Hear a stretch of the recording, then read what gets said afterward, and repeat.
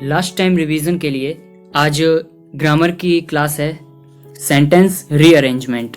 तो sentence arrangement को किस तरीके से करते हैं और ये आपके 2-3 क्वेश्चन आएंगे एग्ज़ाम में, तो पूरी वीडियो देखें, समझें इसको। इम्पॉर्टेंट वीडियो है और भी बहुत सारी टॉपिक कराए हैं तो उसकी वीडियोस भी आप देखें। प्लेलिस्ट ज़रूर चेक करें ग्रामर की, लिंक डिस्क्रिप्शन में प्लेलिस्ट का मिल जाएगा। तो शुरू करते हैं वीडियो को बिना देरी के। हेलो फ्रेंड्स, यश स्टडी हब में आपका स्वागत है।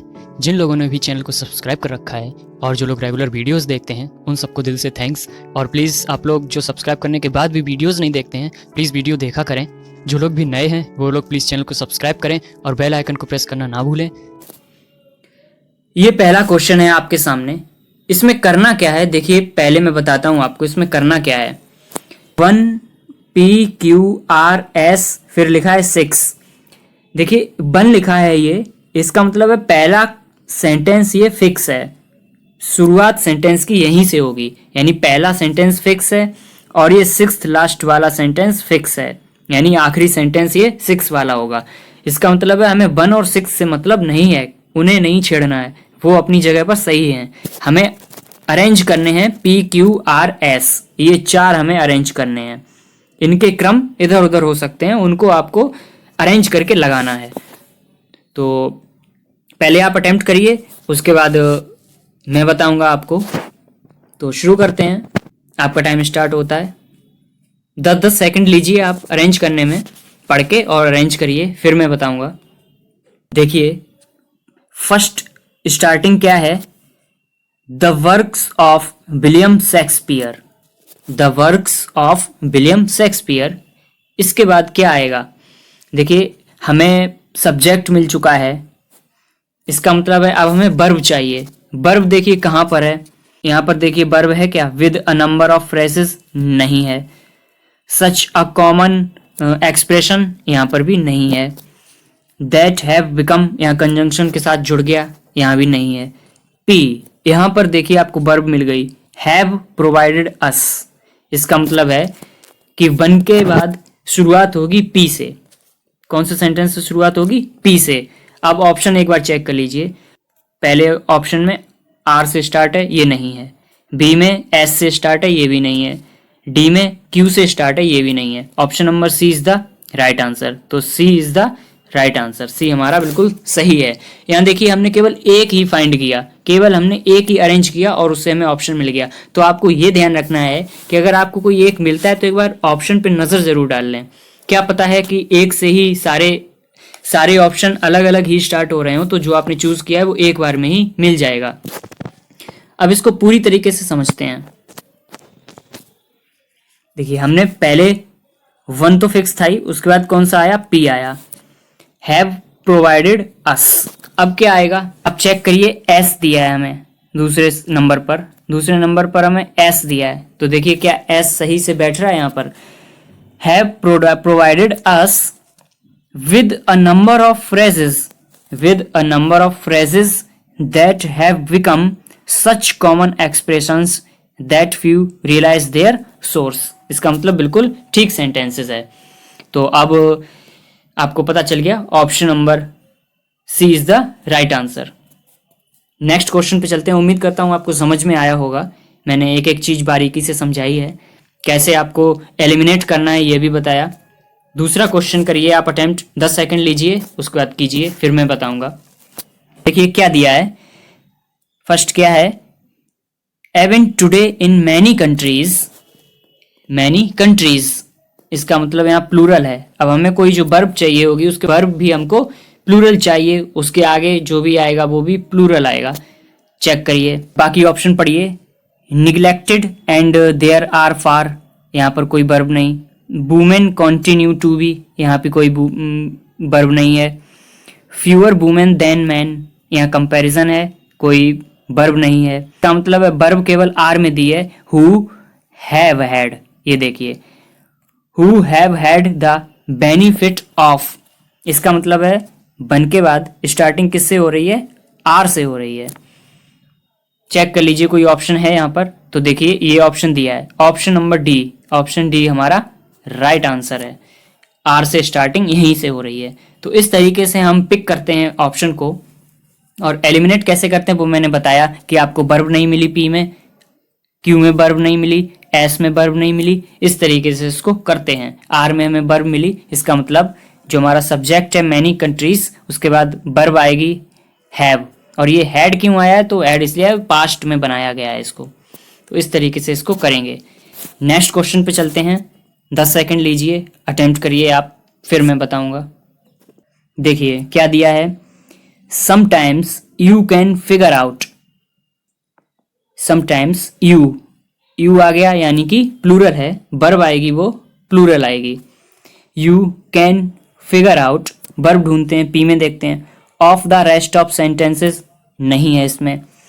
और from the meaning, its place in the story और इन द सेंटेंस, ये भी हो सकता है। An unfamiliar word from its context. देखिए ये बहुत अच्छा है, ये आपका मॉडरेट लेवल का सेंटेंस है, इसको अरेंज करिए। आपको पता है इसमें सब्जेक्ट प्लस वर्ब दिया है, you can figure out, subject plus verb. अब हमें इसके बाद चाहिए क्या, इसके बाद हमें ऑब्जेक्ट चाहिए। ऑब्जेक्ट में नाउन या प्रोनाउन कुछ भी हो सकता है, वो कहाँ मिलेगा हमें, देखिए of the rest of sentence, यहाँ नाउन प्रोनाउन नहीं। और फ्रॉम द मीनिंग, यहाँ नहीं है नाउन प्रोनाउन। उसके बाद इसमें देखते हैं it's place in the story और इन द सेंटेंस, यहाँ भी नहीं है। एस में देखिए एन अनफेमिलियर वर्ड मिल गया, ये देखिए यहाँ पर ये नाउन मिल गया हमें एस। इसका मतलब है बन के बाद एस से स्टार्टिंग हो रही है। एस किस ऑप्शन में है, तो option number B. Option number B is the right answer. Option number B हमारा सही आंसर है, इसमें एस से स्टार्टिंग हो रही है। तो इस तरीके से हम पिक करेंगे। उम्मीद करता हूँ आपको समझ में आ रहा होगा। मैं आराम आराम से एक एक चीज़ समझा रहा हूँ कि किसके बाद क्या आता है। मैंने बताया कि देखिए इसमें दिया क्या था, इसमें आपको दिया था subject plus verb. You subject, उसके बाद वर्ब दी थी कैन। उसके बाद हमें इसके बाद चाहिए क्या, ऑब्जेक्ट चाहिए। जब हमें सब्जेक्ट प्लस वर्ब मिल जाता है उसके बाद हमें ऑब्जेक्ट चाहिए। ऑब्जेक्ट में नाउन या प्रोनाउन कुछ भी हो सकता है। यहाँ पर देखिए हमें मिल रहा था an, A N the article लगता है, उसके बाद देखिए क्या आता है, तो उसके बाद आपको पता है कि नाउन आएगा। तो अनफेमिलियर वर्ड यहाँ मिल रहा है हमें, तो इसका मतलब है बन के बाद फिर हमें एस से ही स्टार्टिंग करनी पड़ेगी। और वो हमें किस में था, ऑप्शन नंबर बी में मिल रहा था, तो वी हमारा राइट आंसर बन गया। नेक्स्ट क्वेश्चन पे चलते हैं। अभी भी क्वेश्चन बाकी हैं। ये जो भी पढ़ाया जा रहा है इसकी प्रैक्टिस के लिए अगर आपको पीडीएफ चाहिए तो उसका लिंक आपको डिस्क्रिप्शन में मिल जाएगा। टेलीग्राम चैनल ज्वाइन कर लें। और भी बहुत सारी 34-35 क्लासेस हो चुकी हैं ग्रामर की, बेस्ट प्रैक्टिस कराई है और बहुत सारे टॉपिक भी पढ़ाए हैं। तो उन सब की प्रैक्टिस के लिए आपको पीडीएफ मिल जाएगी, तो टेलीग्राम चैनल जरूर ज्वाइन कर लें। इंग्लिश ग्रामर की पूरी प्लेलिस्ट भी आपको अवेलेबल है, लिंक उसका भी डिस्क्रिप्शन में है वीडियो के, तो चेक जरूर करें। नेक्स्ट क्वेश्चन 4th लीजिए 10 सेकंड और अरेंज करिए, फिर मैं बताऊंगा। देखिए शुरुआत में ही नाउन दे दिया कार्ल सगन। कार्ल सगन, इसके बाद हमें पता है अब हमें चाहिए क्या, वर्ब चाहिए। वर्ब किस में मिलेगी, तो वही फाइंड करते हैं हम। पी में देखते हैं क्या है, the severity of the problem. यहाँ कोई वर्ब जैसी कोई चीज़ कनेक्ट नहीं कर पा रही है। यहाँ क्या है, says that we do not fully understand. ये हो सकता है क्योंकि यहाँ पे देखिए से लग गया है, तो ये वर्ब का वर्क करेगी। नेक्स्ट क्या है, दैट द नेक्स्ट जनरेशन, ये नहीं हो सकता है, दैट कंजंक्शन से जोड़ दिया है। नेक्स्ट क्या है, इन हिज ऐसे। इन हिज ऐसे ये भी कनेक्ट कर सकता है, इसका मतलब क्यू और एस ये दोनों कनेक्ट कर सकते हैं कार्ल सगन के बाद। बन के बाद आपको क्या क्या मिल सकता है, या तो क्यू भी मिल सकता है और एस मिल सकता है, तो क्यू और एस दोनों से हो सकता है। अब आप देखिए ऑप्शन में कहीं दिया है, ऑप्शन में क्यू दिया ही नहीं है, इसका मतलब है एस से स्टार्ट होना है। अब आइए आगे देखते हैं इसमें, यानी कार्ल सगन इन हिज ऐसे। तो कार्ल सगन अपने ऐसे में क्या करते हैं, कुछ बता रहे हैं तो कुछ कहेंगे, इसका मतलब क्यू आएगा। अब says that we do not fully understand, इसका मतलब है एस के बाद क्यू आएगा। तो the severity of the problem, problem की सेवरिटी को पूरी तरीके से नहीं समझते हैं, इसका मतलब एस क्यू के बाद पी आएगा। अब आप ऑप्शन चेक करिए, SPQ यहाँ नहीं है, SPR है यहाँ पर, ये भी नहीं है, SQP ये भी नहीं है, SQP केवल ऑप्शन नंबर डी में आपको मिलेगा। तो option number D is the right answer. तो यही बन जाएगा हमारा राइट आंसर। नेक्स्ट क्वेश्चन पे चलते हैं।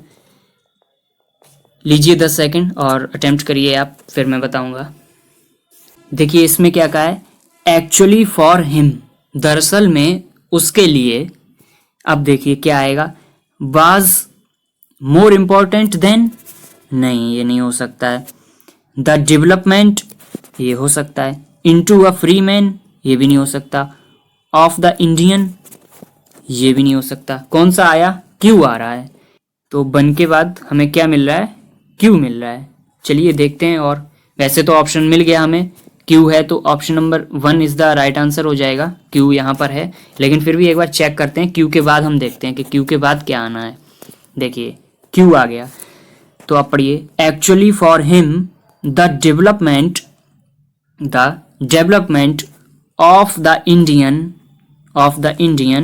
क्यू आ गया, एस आ गया। Into a free man was more important than the freeing of India। ये कंप्लीट सेंटेंस बन रहा है। इसका मतलब है क्या क्या बनेगा, तो ये बनेगा QSRP। तो QSRP ऑप्शन नंबर ए में हमको मिल रहा है QSRP। तो यही हमारा राइट आंसर हो जाएगा, option number A. Last question है, अटेम्प्ट करिए। 6th क्वेश्चन, लास्ट क्वेश्चन है आज की क्लास का। लीजिए 10 सेकेंड। इसमें देखिए क्या कहा है।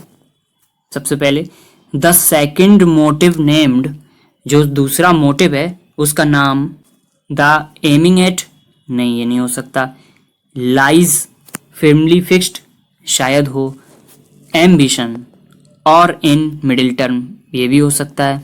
तो ऑप्शन नंबर QR ये दोनों हो सकते हैं। रिकॉग्निशन एंड कंसीडरेशन, ये भी हो सकता है। इसका मतलब है हमें बन के बाद क्या क्या मिल रहा है, तो बन के बाद हमें Q भी मिल रहा है, बन के बाद हमें S भी मिल रहा है, बन के बाद R भी मिल रहा है। QSR किसी से स्टार्ट हो सकता है। अब देखिए, अब पहचान कैसे करेंगे तो वो देखते हैं। इसका लॉजिक समझते हैं। देखिए यहाँ कहा है द सेकंड मोटिव नेम्ड, यहाँ पे दिया है मोटिव। ये मोटिव क्या है, ये मोटिव हमारा, ये मोटिव सिंगुलर है। अगर ये मोटिव सिंगुलर है तो अगर हम S से स्टार्ट करते हैं तो रिकॉग्निशन एंड कंडीजरेशन, ये तो दो चीज़ें मिलके प्लूरल हो गई। तो सिंगुलर के साथ सिंगुलर ही आता है, प्लूरल नहीं आता है। इसका मतलब है S नहीं होगा। अगर S नहीं होगा तो D ऑप्शन कैंसिल।